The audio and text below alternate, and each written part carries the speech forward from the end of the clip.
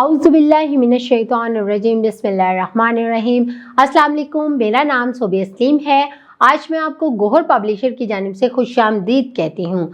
हमारा मोटो है redefining the geography of education through digital resources for conceptual learning. आज हम गोहर निदाए उर्दू जमात दोम सबक नंबर 4 सफ़ा नंबर 28 खोलेंगे और वहाँ पर मौजूद बाकी की मश्क को हल करेंगे। सफ़ा नंबर 28 पर सवाल नंबर 6 देखते हैं। झैल में दी गई तस्वीर देखकर इस पर 5 जुमले लिखें। यहाँ पर कितना खूबसूरत मंजर दिया गया है, देख रहे हैं ना आप। एक गांव का मंजर है, वहाँ पर मिट्टी के घर हैं, ट्रैक्टर है, कुछ किसान फसल बो रहे हैं, वहाँ पर बकरियां हैं, गाय है। कितना खूबसूरत मंजर है। आपने इस मंजर को देखना है और अपने अल्फाज में 5-5 जुमले बनाने हैं। अब मैं आपको इस मंजर को बताती हूँ किस तरह बयान करूँगी।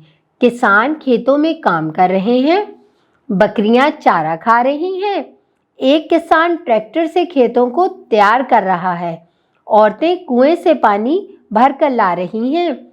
खेतों का मंजर बहुत खूबसूरत लग रहा है। सवाल नंबर 7 देखते हैं।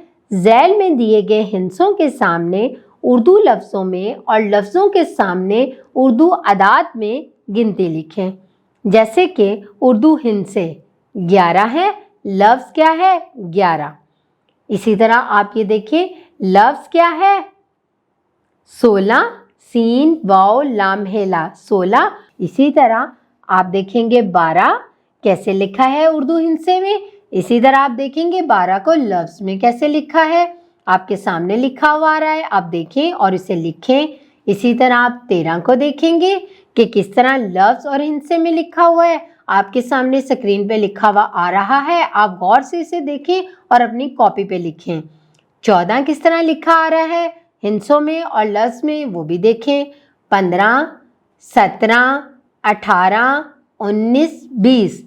इसी तरह ये तमाम जो हैं गिनती के लफ्ज़ और हिंसे आपके सामने स्क्रीन पे लिखे हुए आ रहे हैं। आप इसे गौर से देखें और इसे अपनी कॉपी पे लिखें और इसे याद करें।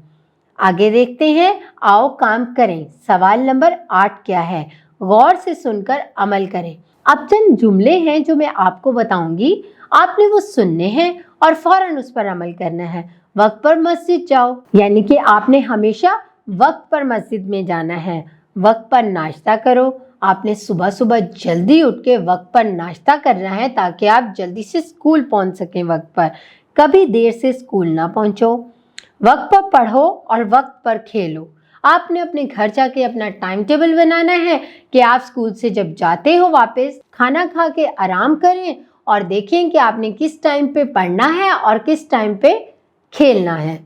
अब आगे एक सरगर्मी है जो कि मैं आपको पढ़ के सुनाती हूँ। 3 के ग्रुप में बैठकर एक दूसरे को अपने गांव, गली, मोहल्ले वगैरह के बारे में 3 जुमलों में बताएं।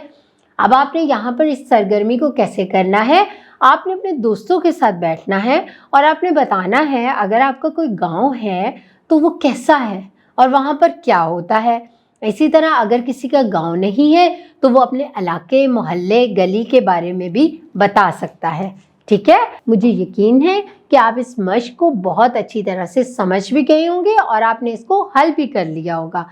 घर जाके आपने इस सबक की दोहराई करनी है और वक्त की पाबंदी पर हमेशा अमल करना है और अपना हर काम वक्त पर करना है। अपना बहुत सारा ख्याल रखें। अल्लाह हाफिज़।